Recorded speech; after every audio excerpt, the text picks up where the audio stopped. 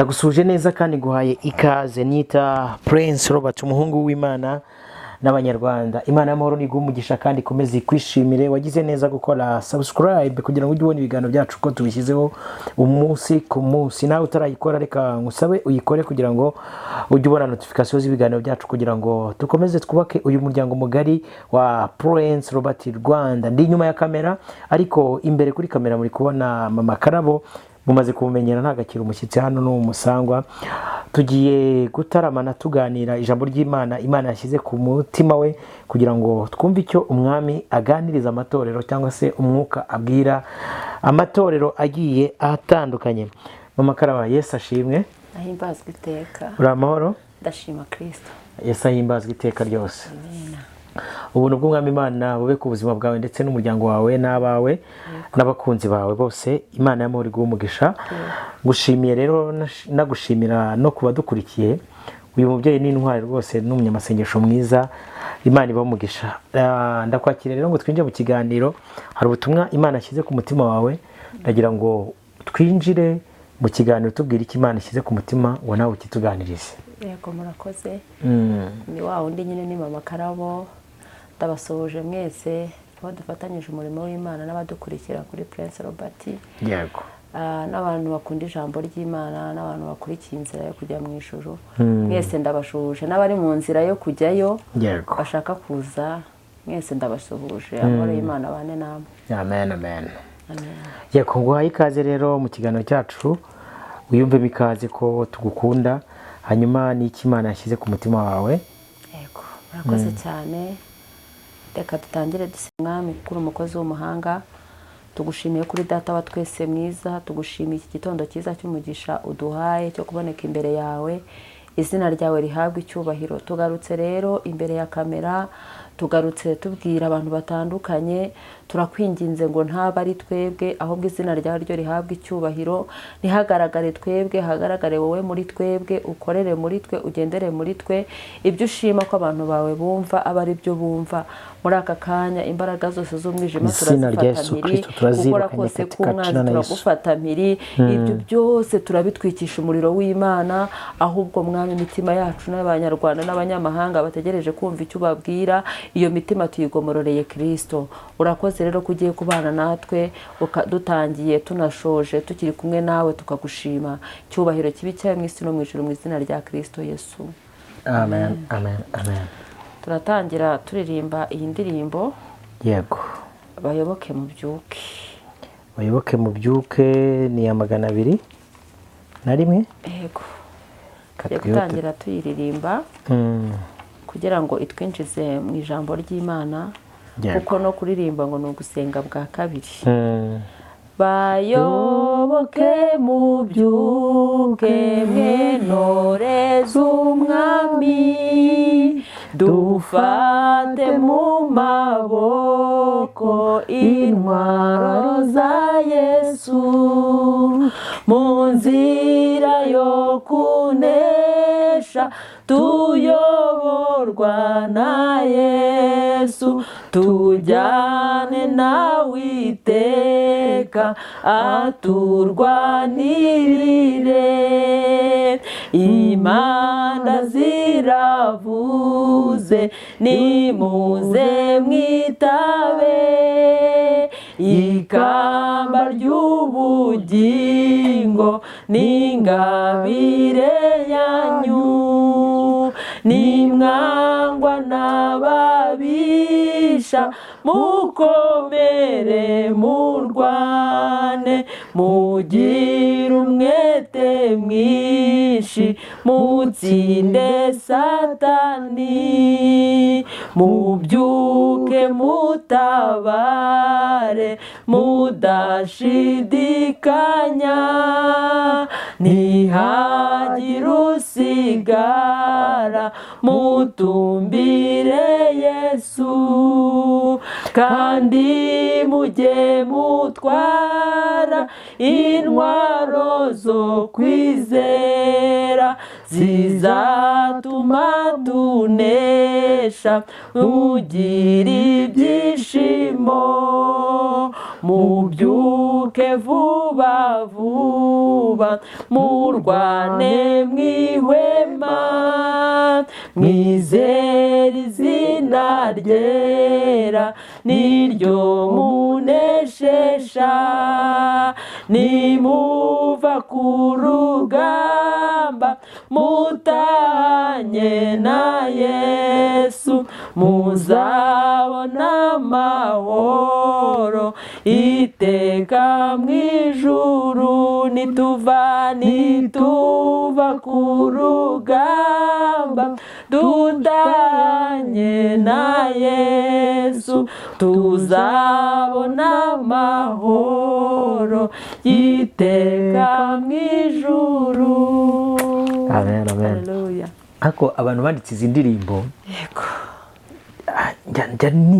njya mbakurura nk'abandi kubera iki tudafite abakristo baba mu buzima bw'izi ndirimbo? Byaragoranye. Kubera iki tudafite abakristo baba mu buzima bw'izi ndirimbo? Zose iyo uzumvishe wumva hari ikindi kirere cyo mu ijuru rya gatatu ziteretsemo revelation yazo, wumva ari indirimbo zikomeye. Nk'uyu ari kuvuga ngo mubyuke mukanguke dukanguke, hanyuma haleluya, donc twambare n'intwaro zose, dufate mu maboko intwaro za Yesu zo kwizera. Haleluya. Sibyo? Yego. Ariko abantu benshi, ngeje bundi nakoze ikiganiro ndi gushimira Imana ku ruhande rumwe. Yego. nari kumwe na mugenzi wawe nawe ati hari abantu mwasinziriye mubyuke mwazimye. Abantu banyumva nabi, ariko ndashimira Imana natangiye kubona mwagarutse. Nimuze nyine mwidusiga ku rugamba, munatubwire naho mwagiye, kuko bamwe hari amaspekulation bavuga ati abageze kwa kana kabigenda gutya. Muze mutubwire n'abandi muze. Hari uwejo nawe yavuze ati naje noneho ndi wa wundi mbabwire ibintu mwakoze nahari ntuje, nabonye mwarasezeranyije n'abagore ati ngiye ntihazagire nibi twavugaga muze mubyuke. Ni kumuririmbyi nawe ari ubu se n'uyu nguyu muramutukara. Uyu muririmbyi numvishije ndice hano kuri kamera, numvishije umutima umbwiye ngo tumuririmbe. Niyo mpamvu nabanje kumusacinga kuko ntabwo nari namuteguye. Numva iyo ndirimbo iraje, ndavuga nti dukwiriye kuyiririmba mbere yuko dutangira iki kiganiro. Ariko ngo nibayoboke mubyuke mwe ntore z'umwami dufate mu maboko intwaro za Yesu. Tuba arizo tuhagurukana, dufate mu maboko intwaro za Yesu mu nzira yo kunesha, ngo tuyoborwa na Yesu, ngo tujyane nawe iteka aturwanirire. Kuko n'ubundi kuboneka ahangaha ntabwo ari twe, si nyama n'amaraso. Uzanye nyama n'amaraso ubwo nyine afite ukuntu abigenza, ariko kuko turi gukorera umwami Yesu niwe uturwanirira. Impanda ziravuze uti nimuze mwitabe ikamba ry'ubugingo n'ingabire yanyu, nimwangwa n'ababisha mukomere murwane, mugire umwete mwinshi mutsinde Satani. Abantu bose bahaguruke tujye ku rugamba, tuze dukorera Imana. Dawidi yagiye gusura Benesi, ngo aragenda ageze asanga bose bari hehe? Mu myobo. Batinye nde? Goliyati. Turi kugendana. Hanyuma Goliyati ngo yajyaga aza akabivuga hejuru ku rugamba, akavuga ati mwambwa mwe z'Abisirayeli mwe bose ngo hagira uwibeshya, ntihagira uwibeshya. ngo agiye kubasura, ngo ageze ku rugamba, ngo abonye ukuntu bari gusuzugura Imana ya Isirayeli, agate kuri ibi n'ibiki koko amateka atubwira ko Imana yabanye n'abatubanjije n'abasekuruza bacu, akabambutsa inyanja itukura. None yagiye dufite amakuru n'amateka ko umuntu witwa Nebukadinezari yabibeshyeho, bamwe akabajyana mu itanura ry'umuriro, abandi akabajyana mu rwobo rw'intare. Hari ibintu byabaye ufite ibihamya. Noneho Dawidi arangije abata, ariko tureke n'ayo mateka, nanjye mfite amateka ndagira inama za data ukuntu ibana nanjye. Hari ukuntu idubu riza rishaka gufata umwana w'intama, nkarifata nkaricakira nkarishwanya gusa, avuga ati uyu Mufilisiti utarakebwe. Soko se ntabwo ari ngiri kubwiriza, ni byiza cyane bitubone yigira mu ariko muve mu myobo, babwire bave mu myobo. Ngo ntihagire usigara, ngo mutumbire Yesu. Kandi ngo tujye dutwara intwaro zo kwizera, ngo zizatuma tunesha, tugira ibyishimo. Nyuma yo kunesha abantu baraserebura. Amen. bakagira ibyishimo Amen. ngo tubyuke vuba vuba ngo turwane twe guhwema he kugira uhwema nta gihe cyo guhwema gihari Yego. nta gihe cyo kuvuga ngo ubu ngubu ngo si igihe cyo gukora kwa Yesu munigeze kuvuga ngo data arakora Yesu yaravuze ngo data arakora nta munsi ajya aruhuka niba data ataruhuka ninde wemerewe kuruhuka Yego. nta wahawe ikiruhuko kwa data nta kiruhuko kizabukuru kihaba Yego. igihe cyose umuntu aba agomba gukora nta gihe cyo kuvuga ngo ndananiwe niyo urwaye uri ku gisasiro cy'abarwayi ufite ibyo wakora Imana yacu duhana umugisha rero ngo turwane ngo twe guhema ngo nituva ku rugamba ngo dutahanye na Yesu ngo tuzabona amahoro iteka mu ijuru Amen. Yesu aduhana umugisha Amen. indirimbo igifasha rero yari imfashije no muri aka kanya kugira ngo tuyisangire rero munigeze kuvuga ngo ubundi Bibiliya n'igitabo cy'indirimbo biragendana uyu munsi ntabwo izi ndirimbo zigihabwa agaciro agaciro amakorasi n'ibiki ariko dusanga ntabwo izi ndirimbo umwe ni Bibiliya ni umukenyero indirimbo ni umwitero mbona bigomba kugendana Imana iduha uyu munsi abadukurikiye ni akahe gaseke waduteguriye tugiye gupfundura tugakoramo kugira ngo tuganire ni iki Imana ishyize ku mutima n'ubuye butumwa Imana yaguhaye ubutumwa Imana yampaye tuje kuganira n'abantu b'Imana yego ni ku mwuka wa Yezebeli tugiye kuganira ku nyigisho z'umwuka wa Yezebeli niryo jambo Imana yashyize ku mutima wanjye numva ngomba kuza kubisangiza abantu b'Imana kuko ubundi nanjye ndafashwa niyo mpamvu iyo umuntu aravuga ngo iki kiganiro ngo iyo kigufashije ngo ugisangize n'abandi nanjye rero izi nyigisho za Yezebeli zambanye ngari ndende muri jyewe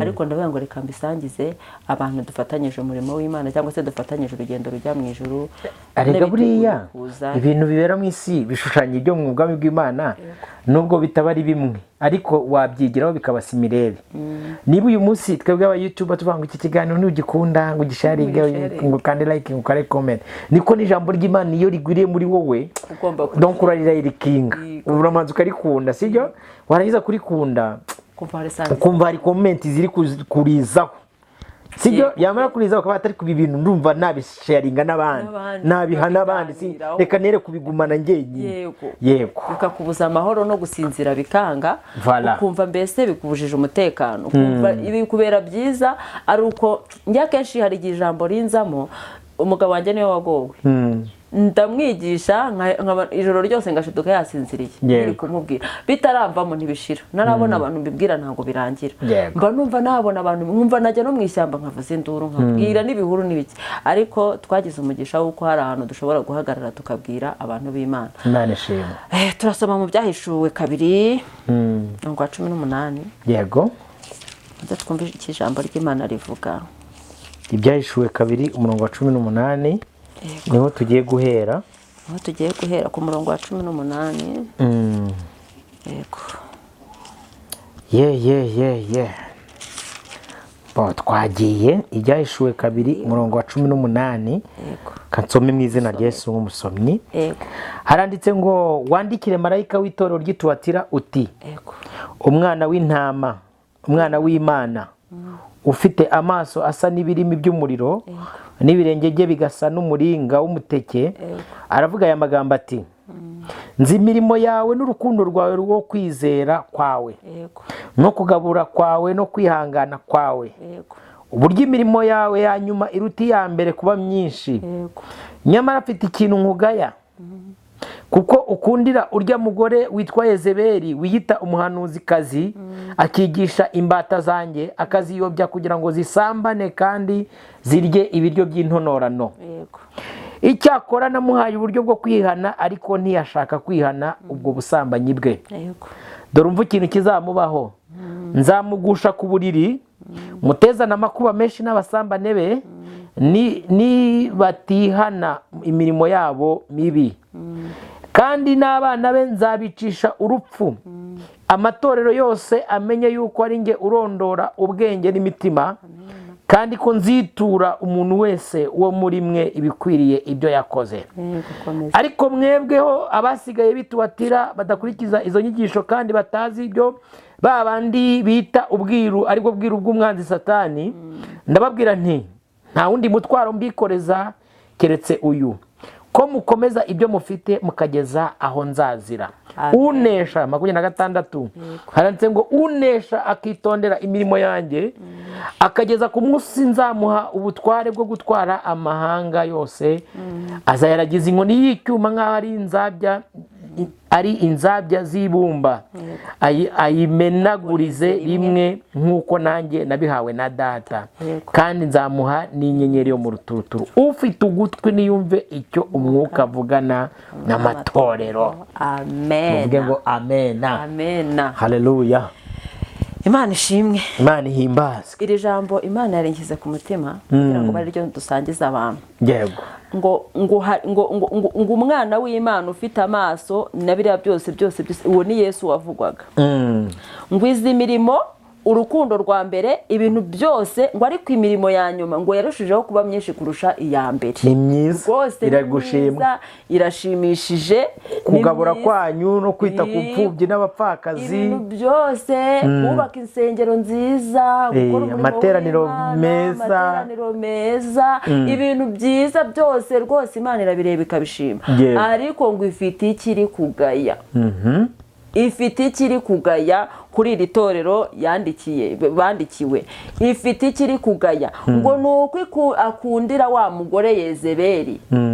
Nubwo gufasha impfubyi kwanya ari kwiza, nubwo gufasha abakene kwanya ari kwiza nkuko birivuze, nubwo amateraniro akorwa, nubwo imirimo yanya yose yo gusura abarwayi n'ibindi bikorwa ni byiza, ariko umva ikintu uwo bita umwana w'Imana afite agaya. Mwatorero mwe ry'ituwatira mwe. Icyagaya ngo nuko nyamara mfite icyo nkugaya, kuko ukundira urya mugore Yezebeli wiyita umuhanuzi, akigisha imbata zanjye akaziyobya kugira ngo zisambane kandi zirye intonorano. Tubanza tumenye ngo Yezebeli ninde. Donc urya mugore w'umuhanuzi kazi, Yezebeli, uwo muhanuzi kazi Yezebeli ni muntu ki? Turebe ubusambanyi Bibiri mushinza ni ubusambanyi nyabaki. Kabiri turebe icyo bita intonorano ni iki. Gatatu twige icyo bita ubwiru bwa Satani. Yezebeli ni ubumeze bute? Imirimo yo twayibonye irashimwe, ni na myinshi, banabyemeye rwose, natwe nanjye ntabwo tubihakana. Ariko umwana w'Imana ati mfite icyo nkugayo. Reka tubaze tumenye uriya mugore Yezebeli ninde uvugwa mu ijambo ry'Imana. Yohana, uyu Yezebeli wazengereje Yesu kugera ku rwego rwa ariko ndabagaya kuko mwamuzanye mukamwemerera kwinjira. Ubundi ikintu kikubwira ko umuntu yamaze gufata imitima y'abantu, turebe nk'ibi byamamare bya hano biba mu Rwanda, sibyo? Hari igihe umuntu, hari nk'umubyeyi uba mu mitima y'Abanyarwanda, njya mbona tujya dukora hano inkuru kuri YouTube, upfa kumuvuga gusa icyo bita abafana bagahita bamanuka kuvuga ati tuguhereze wowe ibyawe, umenye ko twe dukunda umuntu. Ubundi Yezebeli ni muntu ki? Reka tuvuge kuri Yezebeli nk'uko umwuka w'Imana yaduhaye kumuvugaho. Abisirayeli babagaho ari Abisirayeli bubaha Imana yo mu gihugu cyo mu ijuru, igendera muri bo, ikorera muri bo, ikagira n'uko ipanga abatambyi, ikagira uko yijera buri kimwe cyose, n'abahanuzi ibintu muri make, n'abacamanza ahantu hose. Umuhanuzi bundi mu gihugu cyo muri Isirayeli niwe wabaga ari uwa mbere, asa n'aho ayoboye igihugu. Umuhanuzi kuko yafatikanyaga n'umwami, umwami akayobora abaturage, ariko n'umuhanuzi babaga bavuga umuhanuzi w'Imana, pana umuhanuzi wo kuvangavanga. Akaza tutekerezeho kabiri, twibuke Elisa, ngo niwe wajyaga ajya kubwira umwami yuko bazaterwa. Urumva atarafite umumaro mu gihugu. Rero ni nako kuva na mbere hose byakabaye byubatse. Yumvikanaga n'umwami mu kuyobora abantu b'Imana. Noneho Ahabu umwami w'Abisirayeli ntiyanyurwa n'ibyo afite, arangije ajya kuzana umunyamahanga witwa Yezebeli, yinjirana n'ibigirwamana bye mu gihugu. Ubwo yamuzanye mu ruhe rwego? Yamuzanye kugira ngo mubere umugore. Nako mwaje kugira ngo asobanurire, tuvuga ngo yagiye kuzana Yezebeli, yagiye umugore. mu kumuzana ngo mubere umugore ntigeze anyurwa n'abo muri Isirayeli. Arangije azana umugore witwa Yezebeli, kandi sekuruza wabo witwa Aburahamu yigeze kubwira umuhungu we ati mugende mujye muri bene wanyu aba ariho murebera mundambagirizeyo. uri kumva umwana wanjye kuko Imana yajyaga ibuza Abisirayeli kwivanga n'andi mahanga. Noneho umwami w'Abisirayeli atanze ubuhuru, arangije waragenda ajya kuzana umugore witwa Yezebeli. Kandi ubwo urumva niba umwama akizaho ikintu kigakorwa, twite kuri rubanda nabo bazabikora. Yego. Nabo ntabwo bazavuga ngo turategereza kuko itangazo rihari n'umwami se ko amufite. Yego. Ntacyo bidutwaye. Yezebeli rero mu kuza kwe yazanye n'ibigirwamana by'iwabo, kuko ntabwo ubundi tunibuke na Rasheli ngo Yakobo bajya kuzana umugore witwa Rasheli. Rasheli aravuze ati nshobora kugera muri Isirayeli ngakubitana n'ibibazo, ubutunzi bw'umugabo wanjye bugashira, nta wamenya nakwiyambaza ibigirwamana by'iwacu, hari ukuntu bijya bitugirira umumaro, reka mbijyane. Yemera no kubyicaraho kubitiriza imigi. Icyababaje nuko niwe wagize ibibazo byo urubyaro, niwe wagize ibibazo byo gupfa akiri mutoya. Yego. Ubwo rero Yezebeli nawe aravuga ati rero nubwo untwaye mugabo wanjye urankunze nibyo, ariko ntago ndi buze nta kintu nzanye. Ibigirwamana twebwe tugira imana dusenga zacu, ntago tuzasenga imana y'iwanyu. Arangije ati ntacyo bintwaye. Byiza ubutumwa bwiza nabwakiriye na Yesu namwumvishije, ariko hari utuntu tw'iwacu mu majyaruguru tujya twikorera, ntabwo nadusiga. Umugore witwa Yezebeli arabizana mu Bisirayeli. Yego. Abigejeje muri Isirayeli yabitunze iwe mu rugo, abana nabyo. Yego. Umugabo witwa Ahabu yaratero uwo mugore Yezebeli ati ndabigumana iwanjye nta kibazo. Ahabu yarateranaga, Ahabu yakoraga amateraniro yose, irya mbere, irya kabiri, irya gatatu, yakurikiranaga gahunda zose zo mu nzu y'Imana. Ariko uko iminsi igenda ishira aza kuganiriza umugore we, ariko umugore wanjye wagiye uza guterana, ubundi abantu bazajya babona ndi umwami, umugore wanjye ataza guterana bazajya babifata gute? Yego. Avuga ati ngewe urabizi ariko ko ntajya nterana ngo nze gusenga Imana yanyu sawa, ntabwo ngewe nabasha kuyiterana, ngira uko mbaho, ngira uko nteye, ngira uko imico y'iwacu isabwa, windenganya rwose. Ati ikintu cyanyemerera kujya mva mu rugo ku cyumweru rwose tukajyana guterana, cyangwa se samedi ku isabato, cyangwa se ryari sinzi bitewe n'umunsi musengi basengeraga. Ikintu cyamfasha kigatuma mbasha guhaguruka nkaza, nuko basi wajya ku rusengero rwanyu ukama kumva gato, ntume kinini gato cyane, unshakira kumba k'akabiro kanjye, nanjye ubwo uzajya uva mu rugo nanjye mavi, nta kibazo rwose tuzatugera. Ati ibyo nabyo reka tubikore. Amukatira kumba gato ku rusengero rw'Abisirayeli aho bandi bateraniraga, arakamuhereza. Umugore akabyuka akitegura n'umugabo akitegura, bakatsa imodoka bakajya ku rusengero guterana, ariko umwe akajya ukwe undi akajya ukwe. Yego. Umudamu witwa Yezebeli aragenda yizanira ibigirwamana by'iwabo akubita muri ofisi yiwe. Arangije kubishyiramo, abantu bakajya gusura mama w'umwami, kavuga ati reka tujye kuganiriza, turari hafi y'urusengero, ako basohotse iteraniro bagakatirayo kumuganiriza. We rero yari afite intego, apfa kuba yari hafi y'urusengero, apfa kuba yahagurutse mu rugo yaje yazanye n'ibigirwamana bye. Umwami yamwemereye umugabo we, aravuga ati rero se burase muterana gute, byagenze bite se amateraniro y'iwanyu byagenze bite? Sha bihanishije batuzonze n'icyo, ariko nyine twihannye, twasomye ijambo ry'Imana, twafashije. Atari ku bundi bintu byo kwihanisha iwanyu bitarangira buri munsi ngo Imana yanyibwira subiza by'ukurira. Reba ukuntu mama mumeze, nta kintu ndeba, nta muntu usa nanjye mu nsengero zanyu, ntawe usa nanjye, kandi nanjye ndasenga ibintu byose bigakunda. Sinabonye umugabo, sindi umugore w'umwami, mbese afite uko yaganirizaga abantu basohotse nk'abantu bagiye gusuhuza umugore w'umwami. Yego. Hanyuma aravuga ati rero burya ushatse wajyuza ukamfasha tukitambirira Imana, ngiye mfite n'amafaranga, burya sina ngombwa yuko ukorera ubuntu, nashyiraho n'umushahara, wajya utaha nkaguha amafaranga, uburyo ubwo ari bwo bwose nabugufashamo. Nta nubwo wakomeza gusa gutyo, ufite ukuntu wahinduka, ufite ukuntu wajyana n'icyerekezo, uramutse unkundiye ukaza. Undi rero kumva ifaranga, barokore kumva ifaranga, aravuga ati wa mugani, umwe ajyayo undi ajyayo ejo bundi, buracya iminsi irashira, itatu irashira, ine irashira, buri munsi bakajya bajyayo, guhera ku wa mbere bagaterana ku wa kabiri ku wa gatatu iminsi yose noneho bakajya bahora ku rusengero yego aho ngaho kwa Yezebeli.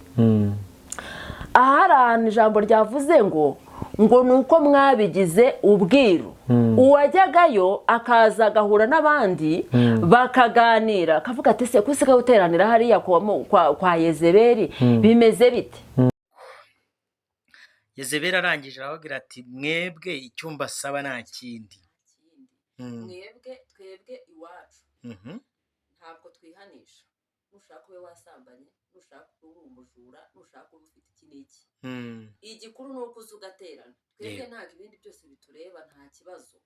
ariko iwanyu baba babazengereje ngo Imana yanyu ngo yababujije ibi n'ibi, Imana yanyu yababujije ibi n'ibi, yababujije ibi n'ibi. reka da, twebwe icyo dupfa ni uko uza guterana.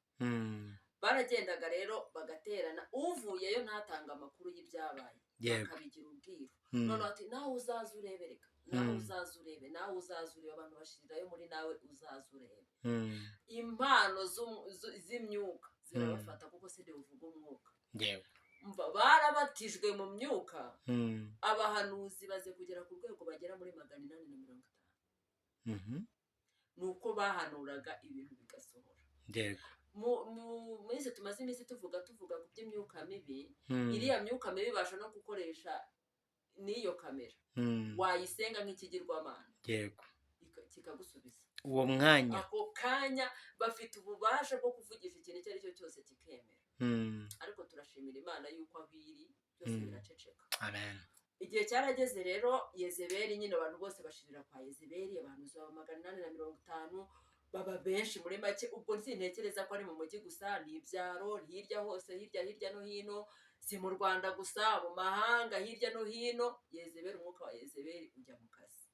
kuko bo ahangaha ijambo riratubwiye ngo ni uko ukundira urya mugore Yezebeli. ngo ni uko ukundira urya mugore icyo nkugaya. ni uko ukundira urya mugore Yezebeli, urya muhanuzikazi akigisha imbata zanjye, akaziyobya kugira ngo zisambane kandi zirye intonorano. gusambana ni iki? ni ukuba zivuga ngo zirasenga ariko zikagira n'izindi mbaraga bakorana nazo. nibwo busambanyi Bibiliya hano ivuga. ukavuga ngo nubaha Imana, wagera mu bantu ukijijisha, ukerekana yuko usenga Imana ariko ufite n'izindi mbaraga. ariko wagera ku kazi ukaba ubizi ko hari utuntu ucuruza, kubera ko hari utwo watanze wagendeyeho. mbese urafatikanyije mu buryo bw'ubusambane. ni ubusambane. ntabwo uri uw'Imana, ni n'uwa Satani. uri hagati, ntukonje ntunabizi. kandi uragera imbere y'abantu ukabereka ko ukijijwe. kandi wagera imbere y'ibindi bigirwamana ukabereka kuri perezida.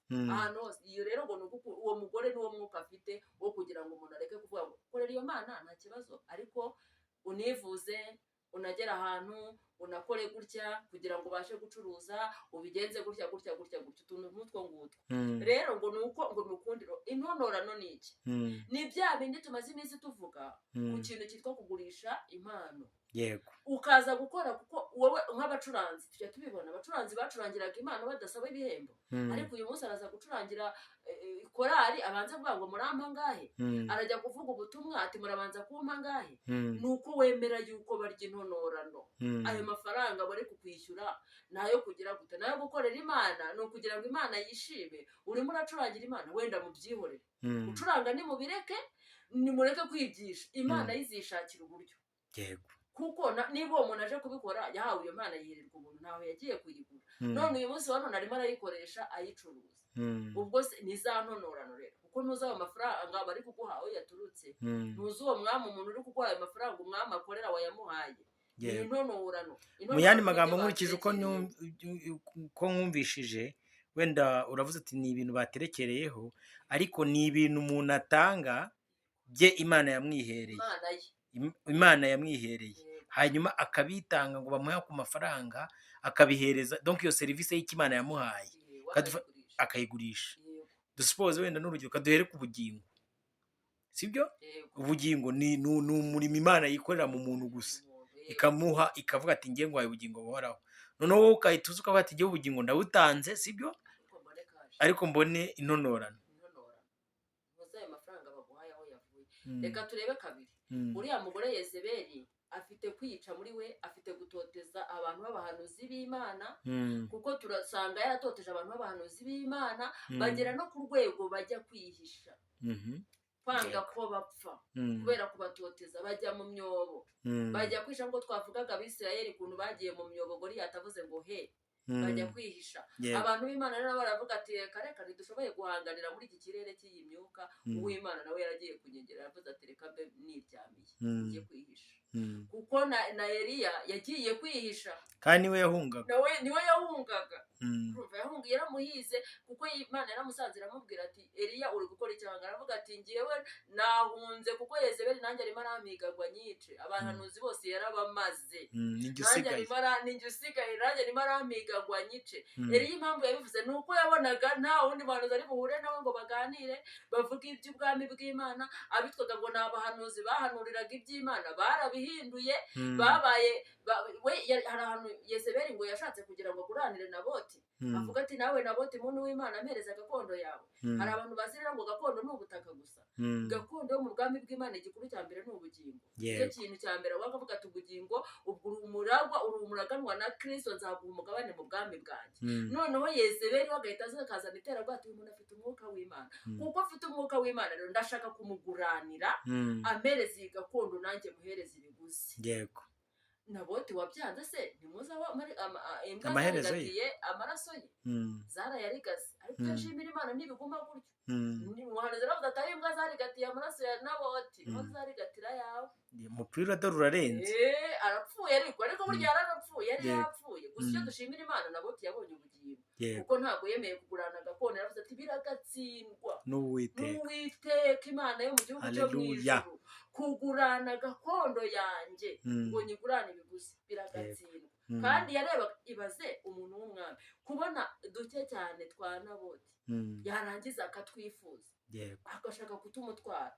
Imana yacu ishimwe, yabonye ubugingo ariko mu buryo bw'umubiri. Aho ngo bajya kumushinja ngo hakozwe n'amasengesho w'iminsi 3 yo kugira ngo bamenye ngo Yezebeli avuga ati mwebwe mwiyirize, hari umwuka nshaka gushyira mu bantu, abo uzafata nzababwira.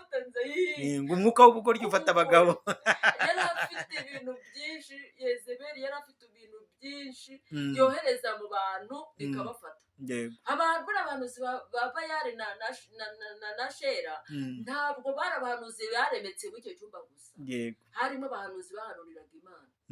Barangije bajyaho barabavunjira, barabahindurira, batanga gakondo, barangije babaha umwuka w'ubuhanuzi. Ari uwo twaganira avuga ngo harikorwa igikorwa cyitwa griferage, urabona ko babangurira avoka bagacomekamo niko babigenza.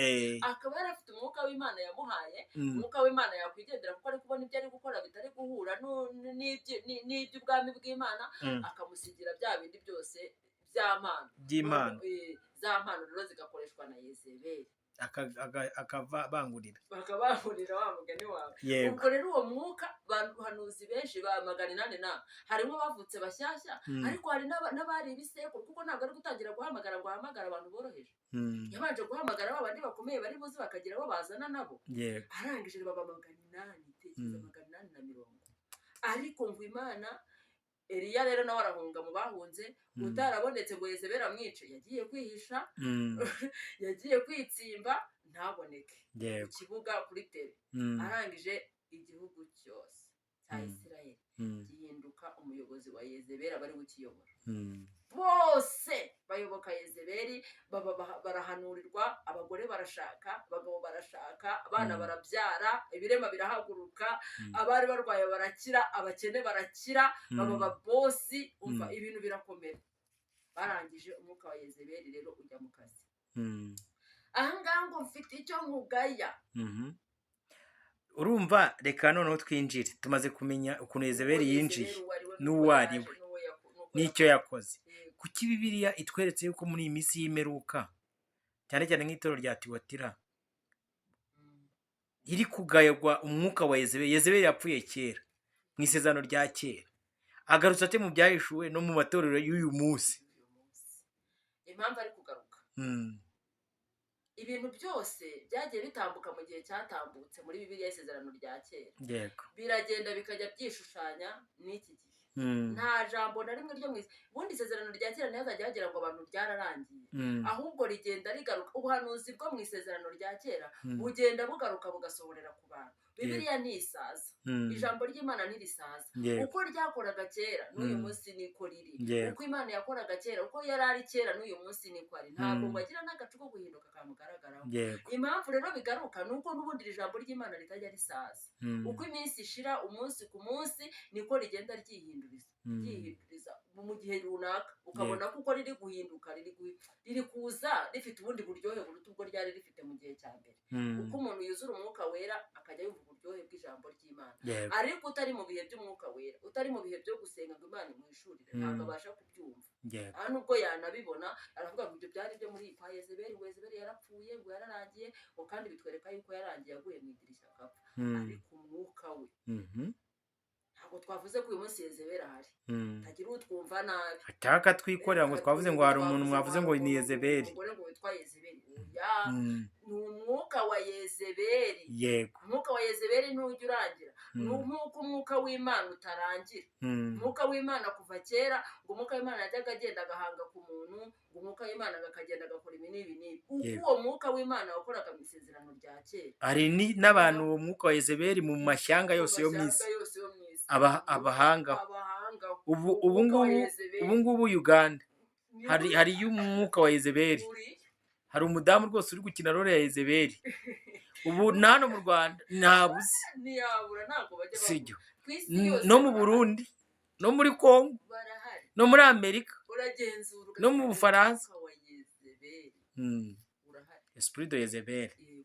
Nuko n'umwuka w'Imana uri mu kazi, nuko n'umwuka wa Yezebeli ubuhari. Ariko icyo shimira Imana nuko birangira Yezebeli arangiye. Ikigaragara iri torero ry'Ituwatira ryandikiwe ririmo abantu benshi bagiye batandukanye, ariko umwana w'intama w'Imana aravuze ati mwebwe mutakurikije za nyigisho, bamwe bita ubwiru kandi ari ubwiru bwa Satani, mukagumya gukurikiza inzira yo gukiranuka, mwe ntacyo mbagaye, n'ibyo mukora ni byiza, ariko mwebwe iki kintu cy'umwuka wa Yezebeli kuva Imana iri kubagaya, kandi buriya Yesu niba akugaye ubwo nyine ntago. Hari abantu bamwe bajya bakora imirimo bagashaka kuyirutisha gukiranuka, bakerekana ko n'iyo mirimo yabo ari izabajyana ikabageza mu ijuru. Ntabwo Yesu areba imirimo, Yesu areba gukiranuka, noneho gukoresha imirimo.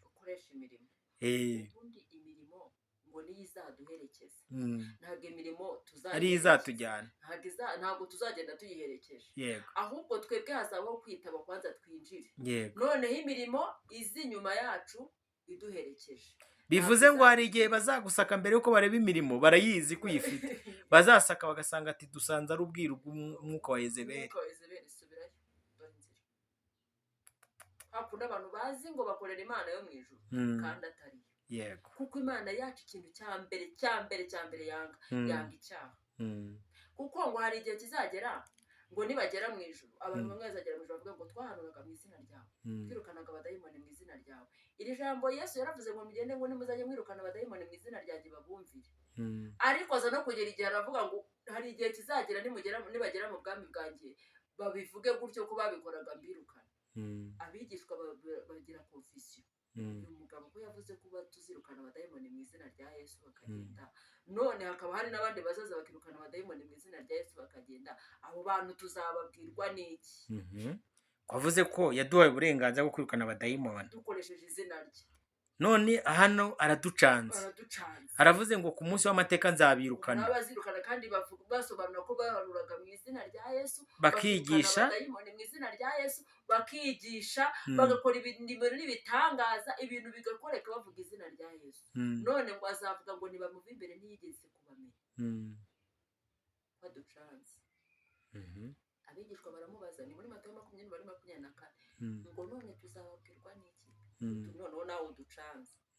Aravuga ngo mugende muzabamenyera ku mbuto bera. Nta muntu ujya upirata imbuto. Icyo twamenye ni kimwe, ni kimwe. Umwuka wera w'Imana ntajya akorana n'icyaha, habe. byo kumbwira ngo ibyaha ngo aho nabikoreye ngo ntabwo uzi aho nabyihaniye, ejo wabikoze, ejo wahagaze ku ruhimbi, ejo bundi wabikoze, ejo bundi wagarutse, ngo Dawidi ngo yakoraga ibyaha ngo niko babitambika bavuga ngo Dawidi nawe yakoraga ibyaha ngo yarangiza ngo akihana ngo Imana ikabona ngo ari ufite umutima mwiza. Baratubeshya. Yego. Dawidi afite ukuntu yarabanye koko n'Imana, yari n'umwami, yerega yari afite ibintu byinshi cyane akora. Ntabwo Dawidi yari umukozi wo kuvuga ngo ari umukozi w'Imana mu ruhande rwo gukorera Imana mu buryo bwo kujyana abantu mu bwami bw'Imana, ariko we yabikoraga. Kandi hari n'ugeze kumbwira, arambwira ngo ariko ngo ndashaka kugira ngo menye ngo uko kera abantu ba kera bazanaga abagore benshi, uko ngo bazanaga abagore benshi ngo kubera iki ngo uyu munsi ngo umuntu ajya kuzana abagore mugasakuza bakavuza iduru, umuntu yigeye kwizanira undi mugore, ugasanga abantu barashakuje. Uzira umuntu yese numva rije ako kanya kumubwira ngo ari kumbwira ati kuba umuntu yabana n'umugabo uyu munsi ejo agahindura agafata undi, numva nta cyaha cyaba kirimo. Kuko niyo turebye mu kandi umwuka wa Yezebeli urabyemera cyane, divorce inshuro zingahe Yezebeli arabemerera, ariko ku Mana ntibyemewe. Uzi impamvu bitemewe? Hari isezerano. Ubundi umuntu arwana n'isezerano, nta n'ikindi arwana naryo. Umwuka wa Yezebeli urwanya isezerano. Niba avuze ngo ndiyiriza, arashaka impamvu zose zituma nari bwiyirize. Yego. Cyangwa ni niyiza mbicemo kabiri. Habura n'isaha imwe ibiryo bimpumurire mvuga ati reka ninaba nasenza amasengesho y'iminsi 2, ku munsi wa mbere nijya gusenga umubitare no muhanuzi ahita ambwira ati Imana yumvise gusenga kwawe, bya bintu byose wasengeye byasohoye, itahire. Ngahita numva mvuganye n'Imana ngataha. Kandi isezerano nasezeranye n'Imana ko ndakora amasengesho y'iminsi 2 cyangwa 3, ariko nyaciyemo hagati ngo Imana iransubije.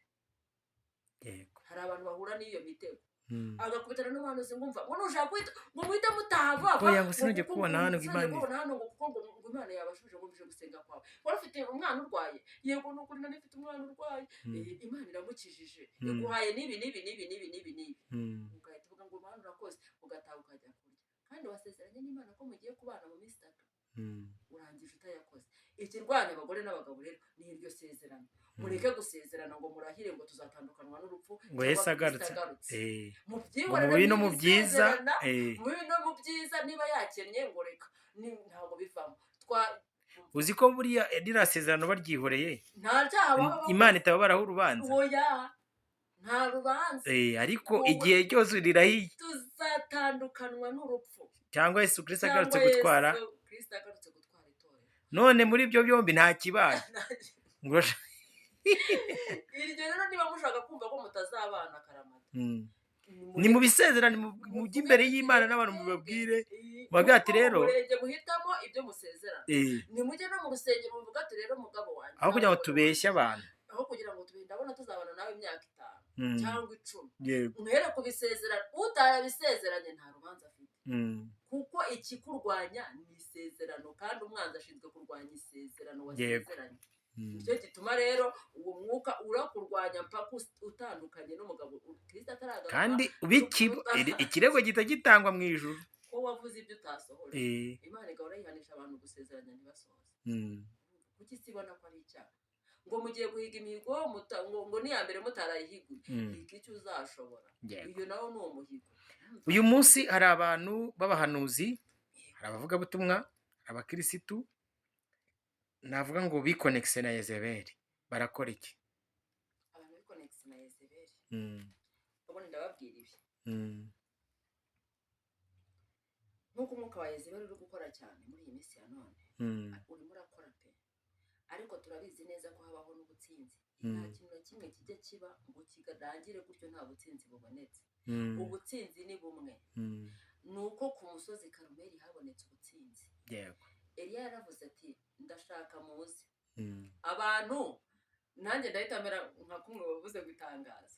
Abantu bari bihishe, bari mu myobo, abari bari mu myobo kubera gutinya umwuka wa Yezebeli. Ubwo ndabwira bose uwiyumva ariyumva. Uwari wihishe kubera gutinya umwuka wa Yezebeli adashoboye gukorana nawe, cyangwa se n'uwakoranye n'umwuka wa Yezebeli, ikibazo ni kimwe. Iyo wamaze kuba umuhanuzi wa Yezebeli, ikiriho ni uko Eliya kwica. Yego. Birangira upfuye iyo wagiye gukorana n'umwuka wa Yezebeli. Ariko ugiriwe ubuntu ntiwarinda gutegereza ngo reka ajye guhamagara mpanganisha Imana yanjye ya Yezebeli n'Imana yo mu gihugu cyo mu ijuru.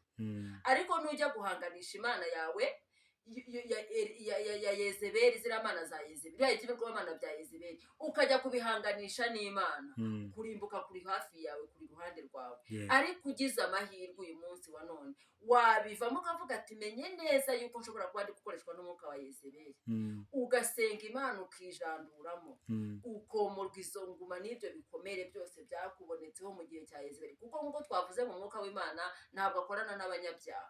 Uzi neza yuko wahanuye ugasambana, uzi neza yuko wahanuye ukiba, uzi neza yuko wagambanye, uzi ibimbi byose wakoze, kandi ururimi rwawe rukavuga ngo Imana ikoze ibi. Iyo Mana yakuvugishije ntabwo ari yo mu gihugu cyo mu ijuru, ahubwo Imana iri kukuvugisha ni umwuka wa Yezebeli, kuko wabikoranye ibyaha, wabikoranye uburiganya. Hari n'uwavuga ngo nese ngo twamenya gute ko aho dusengera ari kwa Yezebeli? Niba ahantu usengera, sibyo, Imana ivugana nawe ariko ubizi ko ivugana nawe utemerewe kuvugana nayo, ntabwo umenye neza yuko aho hantu uri gusengera akangasubiramo akakanu bakumve neza. Niba wumva ko uvugana n'Imana kandi ubwo utemerewe kuvugana nayo, usuzume mu mutima wawe, urasanga aho uri gusengera atari. Niba ivuze ngo mwana wanjye, niba iby'Imana yanga ubifite usengana nabyo, wewe bakavuga ati mwe nta kibazo, nimukajye mutugendaho na Dawidi afite ukuntu yabikoraga n'abandi, ntabwo tuzarusha ba Petero. Ubu bafite abantu b'abareferanse ngo mu by'ibyaha. Mbese dukora ibyaha ubuntu busage, Yego, niko ijambo ribaza. Ntabwo rero mu bintu cya mbere, ikintu cya mbere ugomba guhangana nacyo ni ukwirinda icyaha kugira ngo ubashe kuvugana n'Imana, ugakoresha umwuka w'Imana akagufasha kubyirinda. Rero wowe ufite umwuka wa Yezebeli wahanuriwe, ubona neza yuko udakwiriye kuvugana nawe nk'uko nubwo atabivuze, nawe wabihanuye ukabihanura uzi nawe kuri guhanura ufite ibikomere ku mutima wawe by'ibyaha, abo wakoreye ibya mfurambi urabazi. Umenye neza yuko atari Imana yo mu gihugu cyo mu ijuru wavugiraga. Ejo utazagera mu bwami bakavuga ngo ntabwo nigeze kukumenya mbere wakivumewe. Ikontorore, wirinde kuzahanganira ku musozi Karumeli, kuko nibigera ku rwego rwo kujya kuvugira ku musozi Karumeli ngo uvugire iyo Mana yawe uri kumwe na Eliya, Imana yo mu ijuru izamanura umuriro, bizakunda wowe uzarangira utemaguwe, uzapfa utageze mu bwami bw'Imana. Rero ubwo ni inama nageraga abantu, ikiriho abari abahanuzi b'Imana bihishe bahunga umwuka wa Yezebeli, nibabyuke ahubwo tujye ku gicaniro. Yego, nibabyuke tujye ku musozi Karumeli, tujye kwamamaza Imana yacu, tuyivuge neza. Niturangiza turebe Imana yacu ikunda icyubahiro, nibiba ngombwa tugeze ahantu turi kuvuga Imana neza yizigaragaza. Ariko kwihisha sicyo gisubizo. Mureke tuvuge Imana neza, dusenge, twiyirize ubusa, duhanganire muri cya kirere cy'imyuka mibi, turuhangane nayo, duhagarare mu mwanya neza, dusenge Imana yo mu gihugu cyo mu ijuru. Ndabizi neza ntabwo izaceceka. Ku musozi Karumeli Uwiteka azagaragara, wiko Uwiteka ari we Mana. Yego, reka ngushimire mu kiganiro cyiza uduhaye, dushimire n'abantu bari badukurikiye. Twatangiye tubaririmbira indirimbo nziza ivuga ngo nimubyuke, mwambare intwaro zose, muzitware mu biganza, donc mukenyere mukomere, kandi umwami Yesu yiteguye kubana akatuneshereza. Mubyeyi Imana iguhe umugisha.